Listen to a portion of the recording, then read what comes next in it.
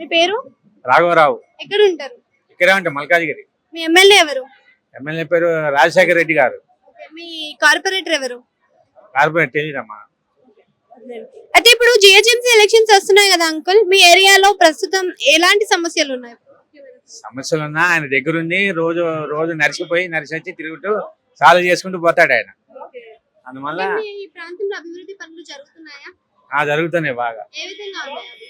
ఏ విధంగా అంటే ఆయన అన్ని ఏ పని అయినా దగ్గర నుండి చూసుకుంటాడు. మీరు సాటిస్ఫైడా? ఆయనతో సాటిస్ఫైడ్ అంతా. సో వాటర్ ప్రాబ్లం కానీ డ్రైనేజ్ ప్రాబ్లం కానీ ఏమైనా ఉన్నాయా? ఏం లేవు. రోడ్లు కానీ స్ట్రీట్ లైట్స్ కానీ చెత్త అంతా బాగుంది.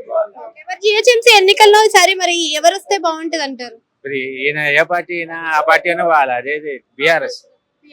ఆయన చూసి ఒకటేస్తాం, పార్టీకి మాకు అవసరం లేదు, పని లేదు.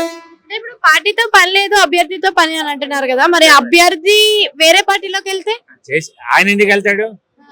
ఒకవేళ వెళ్తే మేము ఆ పార్టీ పోవటమే. ఇంకా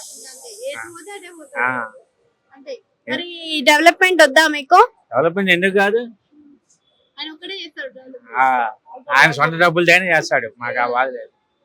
ఏ విధంగా ఉంది మరి ఇప్పుడు అన్ని టైం టు టైం అందుతున్నాయా? మీ ఎమ్మెల్యే గానీ కార్పొరేటర్ గానీ రావడం చూడండి. మా మలకాయ మాత్రం ఏ పని లేదు. నేను మనం పోయి అడిగితే అమ్మటే సాల్వ్ లేదని చూస్తాడు ఆయన. పోయి అడిగితే ఏమైనా ఇబ్బంది ఉన్నా